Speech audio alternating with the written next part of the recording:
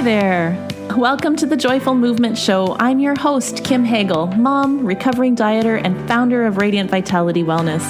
As a personal trainer with my own story of body acceptance, I've seen firsthand how diet culture influences the fitness industry and the damage it causes the women I work with, keeping them on the start-stop cycle, struggling to find motivation.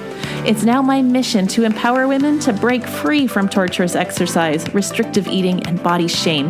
Stick with me and I'll help you discover what moves you so that you can tap into that burning motivation deep inside yourself and experience joyful movement, peace with food, and feel confident in your own skin.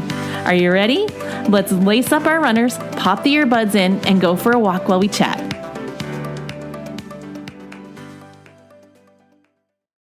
Well, hello, friends. How are you doing today? Like, honestly, how are you actually doing? Can we all maybe just take a breath and check in with ourselves and see how we're really feeling today, and be honest with ourselves about what's going on in our mind, in our heart, in our body? If you're new here, I'm Kim Hagel, personal trainer, registered holistic nutritionist, and my mission is to help women find that motivation to move in a joyful way, in a way that connects you to your body, and in a way where you can disconnect your movement from the need to change anything about your body. And here's something that I've noticed lately. You know, we're living in a crazy world. No joke about it. There's a lot of stress going on right now, and I think we're all feeling a little burnt out. And I've been noticing the effects of that burnout lately as I'm having conversations with people inside of my fitness practice. It seems that the motivation levels are really low. And motivation's a struggle for most people, even at the best of times, but it seems to be really challenging right now. I think it's because we're carrying a lot. And I'm noticing this theme when I'm talking to women and they're struggling and trying to keep up with all of the new pressures, the new roles and responsibilities that they have alongside of this, just the so many stressors that we're having to deal with.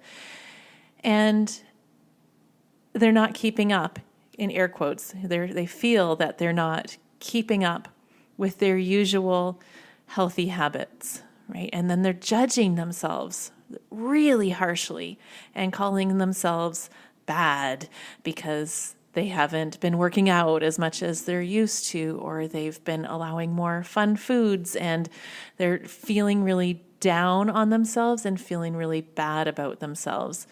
And I recorded a video on my Instagram a week or so ago about that exact thing, and that, you know, can we just move away from the judgment and just be with what is and be okay with who we are right now. But with May being Mental Health Awareness Month, I thought it was a really good time to chat about this common feeling of burnout that we're all experiencing and how it's showing up in our lives. So I invited a good friend of mine onto the podcast this week. Dr. Kate Haslett, naturopathic doctor, is on a mission to help women learn to take care of themselves. She specializes in helping women to recover from burnout. And her secret agenda, as she calls it, is that when we learn this and we learn how to regulate our nervous system and can cultivate the inner resources to access joy and fulfillment and bliss, it will create a ripple effect for our whole world, for our children, and for all future generations. So Kate and I go way back. We have been friends since childhood, and she is a true expert on this subject of burnout. She even has a whole signature program on helping women to recognize and recover from it. So we had a really impactful conversation on the show this week, and inside you'll learn what burnout is, how it shows up in your life, how it hijacks your body and mind, and how it's actually our mindset and outlook on life that can lead us into this state of burnout. Kate really helped us pinpoint the root issue behind our desire to do all the things. And then she shared what tends to result when we try to push through these periods of low energy and try to keeping up with all of the demands. She shared some helpful tips on how movement can actually help you process stress and how it can help you begin to see your thoughts and emotions with clarity. And she gave us three strategies or three key things that are so important to cultivate to help protect you against burnout, to help cultivate resilience. And finally, she shared how we can begin to cultivate a new self-compassionate mindset that's much more resilient to burnout. So I'll turn it over to our really impactful conversation, and I hope that in listening, it will help you shift from this place of self-judgment and beating up on yourself to just having a whole lot more grace and compassion for just this craziness that we're all dealing with right now. Well, Dr. Kate Haslett, welcome to the Joyful Movement Show. I'm so happy to have you here with us today. Welcome. Thanks for having me on, Kim. This is it's always fun to have these conversations especially when we've known each other for a long time. Yeah, for sure. I'm so honored that you're here. And I think that this conversation we're about to have is going to be really impactful. As I said in the introduction, you are a naturopathic doctor and you're specializing in helping women with burnout. And I think that's a pretty universal issue that a lot of people are struggling with right now. So this should be a really impactful and helpful conversation. I'm excited. I hope so. I hope your listeners can glean some wisdom out of it. For sure. Well, okay, why don't you start us off by telling us just a little bit about yourself and how you became interested in this topic of burnout? Yeah, sure. So I've been doing this work as a naturopathic doctor for about 15 years now, and it's a real, it's my destiny work. I live by the oath of first do no harm, and to treat the whole person, the mind, body, spirit, and how where humans are very complex. And I've recognized over the years that the woman that I tend to see, because I tend to see mostly women and then their children, is that there's this underlying depletion and deficiency, which really gets in the way. It gets in the way of experiencing the fullness of life or vitality and, this idea of bliss, which is just joy and happiness.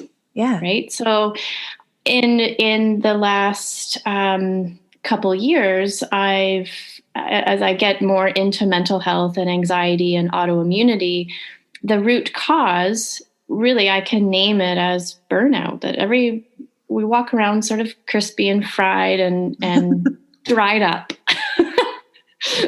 I can so relate. I have been there myself more than once.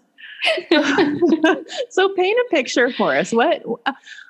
I know there's lots of ways that burnout can show up, but what do you typically see? How do you see it showing up in women's lives? It's one of two categories, really. It's this pedal to the metal, being life is chasing you, like life is the lion, and you're just on overdrive all the time, and you don't know how to switch it off.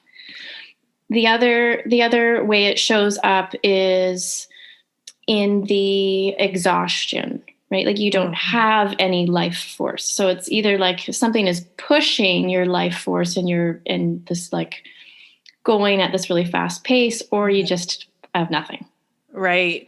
And would you say that some people can go between both of those at different points? Because I can identify with both parts of that. For sure. So, that might look like if you're a pedal to the metal and you're not flipping the switch off on your own, your body will do it for you, and you get that crash and burn. So, the relatable example is you're going like crazy, and then you take a vacation and you get sick. Right. And you're on the beach or like wherever you might be, and you've got a cold or some flu-like symptoms. That's your body trying to reset it and find its balance again. Yeah. So it's like you finally take a pause and your body is like, oh, I'm just going to fully take this That's rest right. and let the Yes. sickness that I've been stuffing down come up to the surface. Yeah, exactly. Yeah, it's happened. That's how it has shown up for me as well. There's lots of times where I was like just going super too busy, too much on my plate. And then, I'd wind up ill and just in bed, not being able to move. Yeah, I can relate to that myself. When you talk about pedal to the metal and like life is chasing you, I've definitely felt that at certain points in my life where it's like there's just this perceived pressure to do it all, do it well, do it fast, like, and I don't know where the sense of competition comes from, but it feels like it's in there. And then, you go and go and go, and you never seem to find the finish line, but eventually you just crash and burn, Yeah. to say, right? It's not a fun place to be in. That's right. And it's patterned. Yeah, I would agree. Yeah. Like cycles. Yes. Okay. So then, as a naturopathic doctor, how do you see burnout showing up? Like, how does it hijack our bodies and our mind? What do you see as symptoms? Ooh, what is not a symptom? I think that's like, if I were to do like a quiz or like one of those questionnaires of like, do you feel all these things? Chronic fatigue, anxiety, insomnia, depression, autoimmunity, gut imbalances, gas, bloating, PMS.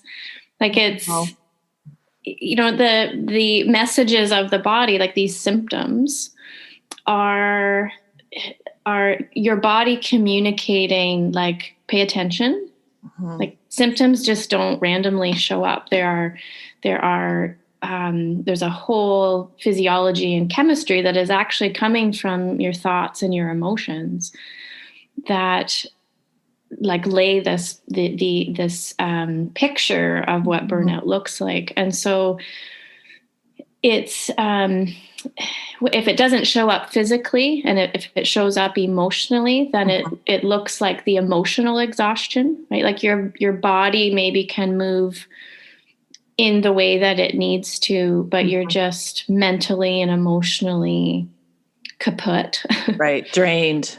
Yes. Yeah. That's right. I'm so glad you brought up the thought connection with that, because of course I'm a mindset person too. And that's something I'm always digging into, is like when we see symptoms, however you want to describe symptoms, whether it's like a physical symptom in the body or, what I describe as symptoms with people like not feeling motivated to move, there's a thought system, a mindset that's going on behind the scenes that's contributing to that. So what do you see as like the common mindset themes that are contributing to burnout?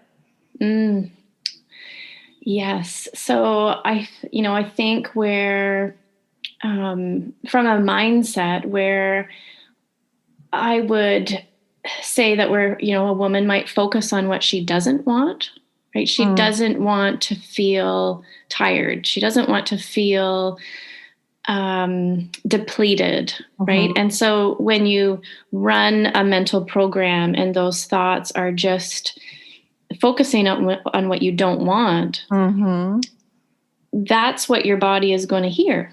Yep. It's going to hear tired, sick, and what was the other one I said? Depleted. Depleted. Yep. Yeah. It's going to hear tired, sick, depleted. Okay, we run that program. Like it's that simple.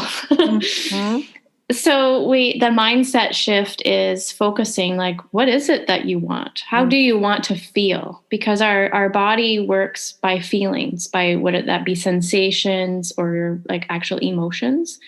So I want to feel joyful. I want to feel light and energized. I want to feel happy. Yeah. Now we've got a healthy mindset, and your body is going to follow that chemistry. Right. So then your thoughts need to line up with how you want to feel, not what you're trying not to feel. Exactly. That congruency creates consistent action and consistent behaviors. Yeah. Let me give you an example, or let me ask your opinion on an example of a thought system that I see happening lately in my world. It's a stressful time. Like, let's just call it what it is Yeah. right now. The world is right. a little bit crazy right now. It's pretty stressful. And I'm hearing from a lot of women, very universally, this whole theme of I'm just not motivated to move. I'm stressed out and I'm being really bad. Like I hear this word bad all the time. Like I'm not working out as much as I used to. My nutrition is slipping. I feel lazy. I'm not motivated. And I'm bad. Like they're calling themselves a bad person because they feel as though they've slipped, in air quotes, on their health habits. What do you think's going on with that? Yeah, I think I think the first language is not the real story. Yeah. I think that is a call or a call to look deeper. Like those are states of mind or perceptions. Like they're just thoughts, right? I'm bad. I'm slipping. Like it's a clear look at, this is what I'm believing about myself. This is what I'm making this mean. That if I'm not doing X, Y, Z, therefore I'm bad. Yeah. So the language is one thing, but if you pull the rubber band back and look at a big picture, there's room to inquire and be really curious about, like, I wonder what that's about. Like, because is it actually true that I'm bad, that I ate a bag of chips or binged on Netflix or had too much wine? Like, no, of course that isn't true. The core of how each of us is whole, perfect, and complete. So that's not true. So what is the real story, right? So it's like you have to go deeper. The I'm bad is just the tip of the iceberg. And so what's going on underneath the surface of the water, and what are those internal imprints and core beliefs? Like what's really coming up, right? Is it, well, I'm actually sad. Actually, like really sad about the state of affairs right now. And I'm feeling that heaviness, and this is the language that I have around it. Yeah. Yeah. And it could be like you're just really stressed out by everything that's going on right now. And my sense, like I could be wrong, but I think in some of these situations, it comes from that theme that you talked about at the beginning, that we need to be on and be everything to everybody all the time with our foot to the gas and go, go, go. Right. Yeah. And then it creates this inner conflict of like, but I'm so stressed out with everything that's happening in the world. And I can't physically make myself do the workouts and think about eating right and all of that. So like things slip because that's right. We can't do it all the time. Yeah. All at once, right? Yeah. Your bandwidth, like we only have a limited amount of bandwidth. Like your brain can only take in so much sensory information from the environment before it like literally short circuits. Yeah. Right. So if you've got all this, like these, if you're homeschool, like you've got online learning or you're homeschooling and you've got your own job and your own responsibilities, like your bandwidth is being consumed at a really rapid rate. Yeah. Yeah. And then you try to fit in all of the societal pressures of all the things that a good mom and a good wife and a good healthy person is supposed to do. And it's like overwhelming. That's right. That's right. And it's this drive to be good enough, right? I have to be on all the time because that means I'm good enough. And that's how that belief system plays out. And so you do all the exercise and you do all the healthy eating and you do all the things. And it's not coming from this place of self-love. Right. Already knowing that you're good enough. Yeah. It's chasing something and hoping you'll eventually feel it. But what happens when we push too hard? Right? Do we actually feel like we've achieved this level of perfection, this goodness that we're chasing? Not really, right? We just end up depleting ourselves.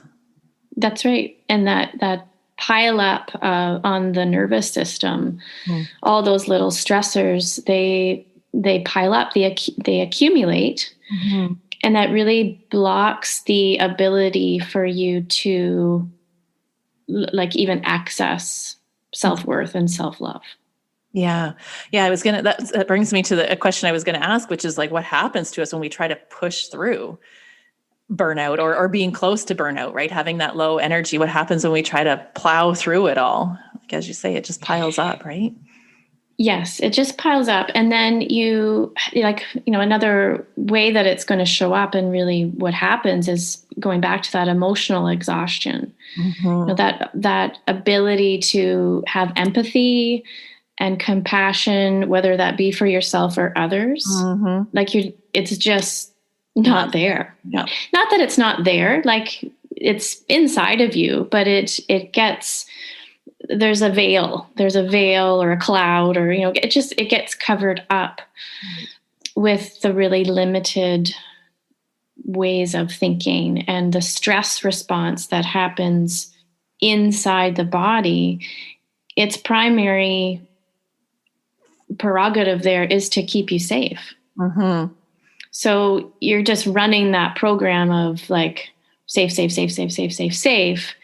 And without actually connection and compassion, you'll never find the safety. So this is like constantly like running to find the thing that's already inside of you. It gets like you get further and further away from it because you're reaching for something outside of yourself to actually mirror it back. Yeah.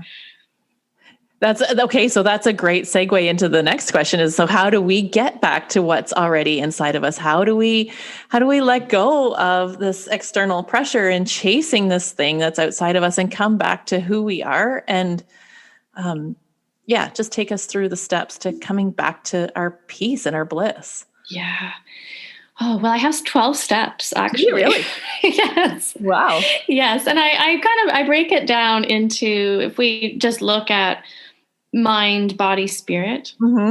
And to me, spirit is like our heart, right? It's the self-compassion. It's our connection with the interconnection with the greater world and your connection to other people, whether we call that nature or universe or like whatever you want to call it.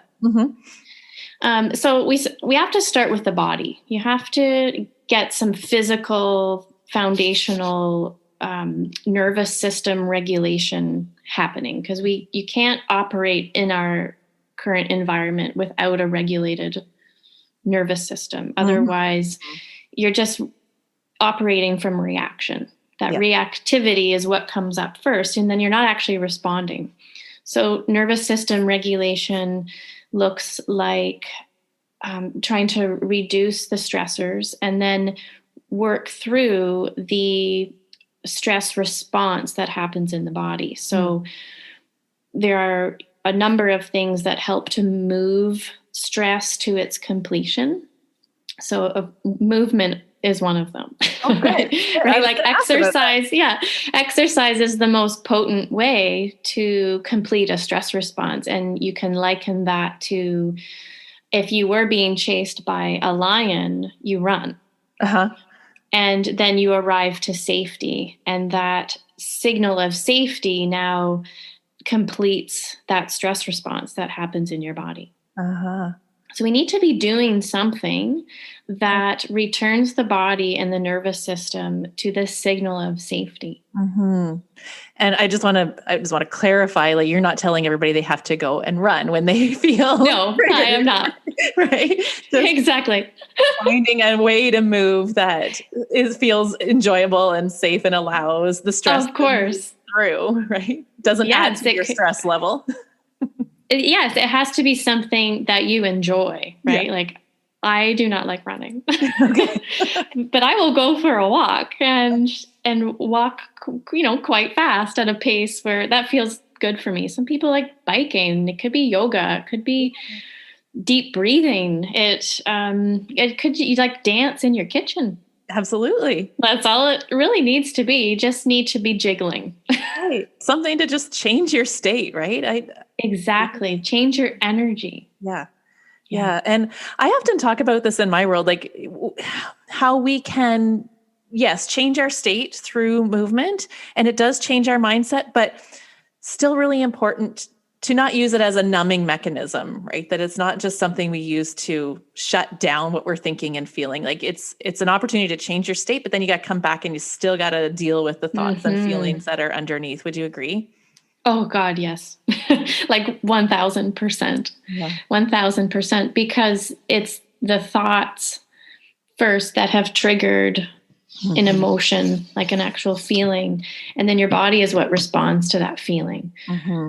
So if you backtrack it through and you do something that shifts and changes your state, now you're actually in a better place because you're not reacting anymore. You can respond to your emotional landscape. Yep. And you can inquire into your thoughts. Yeah.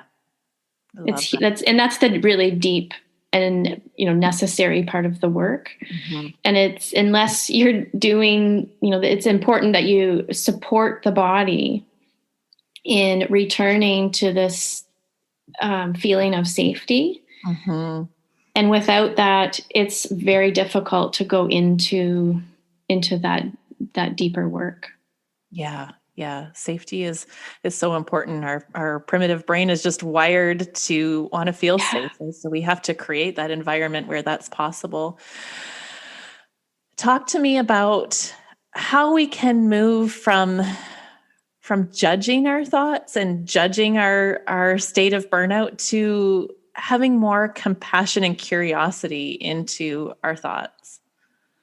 Oh, that's such a good question. It's like, it's there's so many ways in to answer that question.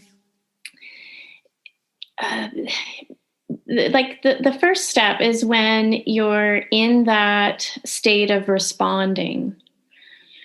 Like now you actually have access to ask yourself the question, and I see compassion as a strategy. It's a strategy to care for self, and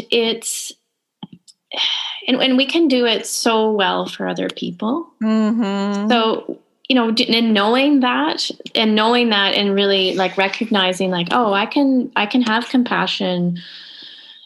I can have endless compassion almost for lots of different people and situations. But there's what is the barrier? We have to sort out like, what's the barrier to now turning that lens onto myself and onto ourselves. And compassion is protective to burnout. Like compassion, connection, and rest are what make us stronger. Okay. And so the self-compassion is there's a quote by Pema Chodron. It's a famous quote on compassion, and she talks of compassion being when you can sit in the darkness of others. I'm paraphrasing here, and I don't want to botch it, but that's okay.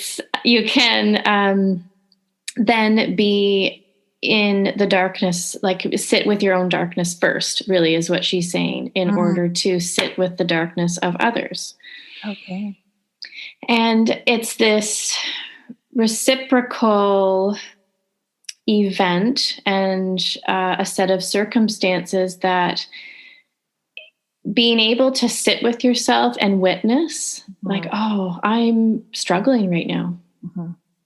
And it's like radical honesty, really. And when you get out of reactivity and into response mode, your first action is really to take responsibility for what's coming up and being a leader, like personal leadership, and getting super honest about what is overwhelming for me right now. Like I need to be curious and look at my thoughts and feelings as if I were a scientist, like really imagine them in a petri dish and like what's growing, like what seeds are growing in my mind. Yeah. And just like we would tend to our garden, we look at weeds and pull them out. Yeah. Well, a lot of our thoughts are weeds. Right. And so where did that weed come from? Mm-hmm. And if it's coming from a belief that you have about yourself, then that weed has been growing, and it got planted between the ages of 0 and 7. Mm-hmm. Because that's when the subconscious mind is a sponge for the environment. Mm-hmm. And your whole world now shapes from the lens of, we'll say a 5-year-old. Mm-hmm. And so the person that needs compassion is both like your adult self mm-hmm. and this younger part of you. Yeah. And it's really learning how to hold space and create connection with yourself and be willing to get quiet. Mm-hmm. Right? Because, like we were already talking about, when your brain is in your nervous system is kind of consumed by all the bandwidth outside of you, you can't hear the internal voices. Mm-hmm. So it's a call to become quiet and get comfortable being uncomfortable. Because I think that is what, the burnout is the symptom of something that you're running from. Yeah, that's what's becoming clear to me as I listen to you is it's a much deeper issue than just trying to do all the things, right? It's coming from a deep core belief of not feeling good enough or needing to prove your worth. And I can imagine that when one starts to sit quietly and be curious about those core beliefs and those thoughts, that can be pretty hard work. It can be pretty triggering. So I imagine you would say it's pretty important to have the support of a practitioner who can hold that space for you and that safety, because that's gonna really trigger the primitive brain, right? Yeah. The safety there is the key word, right? And you can learn safety in relationship. Mm-hmm. Right? Just like we learn what's safe in our relationship somewhat, I say that pretty loosely because not everybody has a safe container that they grow up in. Mm-hmm. But we're meant to have our needs met and learn safety on that level of the autonomic nervous system in childhood. And probably that was never learned. Mm-hmm. And so to cultivate that in the adult life, requires sitting in relationship in a therapeutic setting or with someone that can just hold space. Mm-hmm. Because the holding of the space is the action of being seen and heard and allow your authentic expression to come forth. Like those are the fundamental needs of really being human. Yeah. Mm-hmm. And when you learn it in context of safety, then the journey is now you learn how to do it with yourself. Mm-hmm. That you can sit with yourself and you feel safe with yourself to look at the dark places in your mind and sit with those emotions and meet the needs that were perhaps not met when you were growing up. Yeah. Yeah. And with that support and being able to be curious about those thoughts that were implanted in your brain when you were young.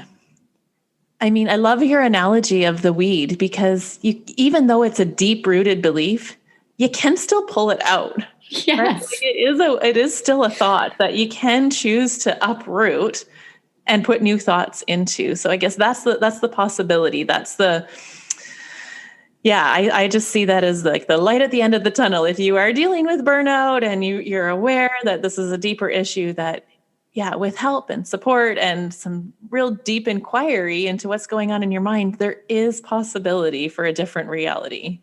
Oh my goodness. Yes. Like it's empowering, really like to be able to take responsibility that you're not, at the whim of those thoughts. The thoughts don't control your reality unless you allow them to, right? So And whatever 90,000 thoughts we think, how many of them are actually true? Yeah.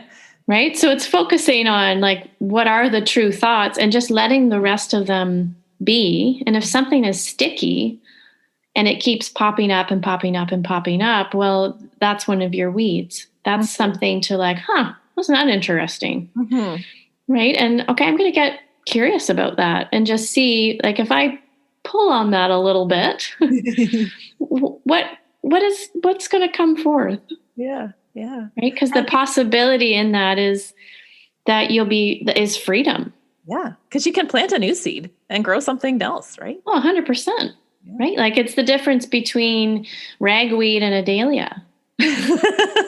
Dahlias are really nice. They are. For sure. Right. And ragweed, it has its purpose medicinally. Yeah. But, most people see it as just like such a nuisance. Yeah, I would agree. Okay. So is there anything else you want to add about burnout and how we can move away from it into something that's more loving, I guess, or functional, at least for ourselves? Yes.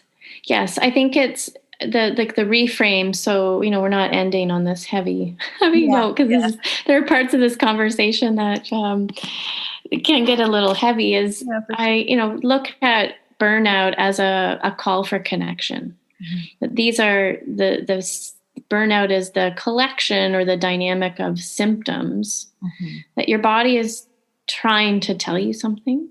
Mm-hmm. And the empowered path to bliss is really to look at that as a friend, as the friend. Burnout is the friend sort of saying like, "Hey, Kim, are you doing okay? Yeah, you doing okay? Like, what's going on for you?" Yeah. So let's have a look at things. Let's have a look at things, and so looking at burnout as from that loving lens of letting that be the portal to your inner world and developing that compassion and that sense of worthiness. Yeah. Compassion, connection, and rest. Were those the three things that you said were the antidote to burnout? Yes. They protect you from burnout, but I think they also help one recover. Amazing. From burnout as well. Tuck that into my back pocket to remember. Yeah. So you have a program that's specifically designed to help women who are struggling with burnout. Can you tell us about that? Oh, sure. I'd love to. Yeah. So the program's called Beyond Burnout, 12 Steps to Recover Your Vitality and Reclaim Your Innate Bliss. It's a long title. But, it kind of charts this journey from here's where you are, depleted and deficient, and here's what you're going to create. And like this idea that bliss is something that lives inside, it just gets covered up. So we look at the 4 pillars of well-being, sleep, hormones, movement, nourishment, like through nutrition, and oh my goodness, stress response. Okay. And then we segue into the mindset, looking at triggers and trauma, responding, authentic self, attachment. So there's like a whole psychology piece. And then we dive into the heart-centered living and compassion and where that comes from. And I sort of pepper it with take-home thoughts and exercises and journaling exercises. And it's a group live coaching. Mm-hmm. And it's over the course of 12 weeks. And it's just that method to be able to be seen and connect and find community, and to learn about yourself and where burnout is coming from, and in that safe space, you reconnect with the truth of who you are. Sounds amazing. Sounds I amazing. hope- So where can our listeners find you then, if this is something that they're interested, or if they even just want to follow along and see what you're up to? Where can they find you? Instagram is probably the best bet right now. And that's at Dr. Kate Haslett, ND. Okay. And then when new things pop up, that always links back to my website. But I try to be fairly active on Instagram. Okay, I'll make sure to put links to both of those in the show notes. So if you're looking to connect with Dr. Kate after the show, you can click on those links and stay in touch. Well, this has been a really impactful conversation. I knew that it would be. I know I've learned a lot, and I've got some new strategies moving forward, and I've gleaned some things that I can just change how I talk to my clients, or when they're speaking about burnout. I've just got a deeper insight into what's going on behind that. So thank you so much for taking the time to share your expertise with us. Thanks so much for having me. I'm on a mission to help women reconnect with themselves, and it's great to find people that are like-minded in that mission. Absolutely. Yeah, I would echo that 100%. I really, really appreciate you taking the time to be with us today, Kate. Be well. Thanks so much for having me, Kim. My pleasure. Well, there you have it. I hope you found that episode to be helpful and inspiring, and I hope that it gave you some really useful tools that you can use to help shift yourself out of this burnt out state into something a lot more self-compassionate and sustainable. I encourage you to go give Dr. Kate a follow and keep up with what she's doing. She has so many great resources to share with you. Next week, we're going to carry on the conversation about mental health. We're going to talk about the ways that movement can help you improve your mental health, but we're also going to talk about the downfall with exercise and mental health too, because I think that's something that doesn't get a whole lot of airtime, and it warrants a conversation. So I hope to see you back here again next week.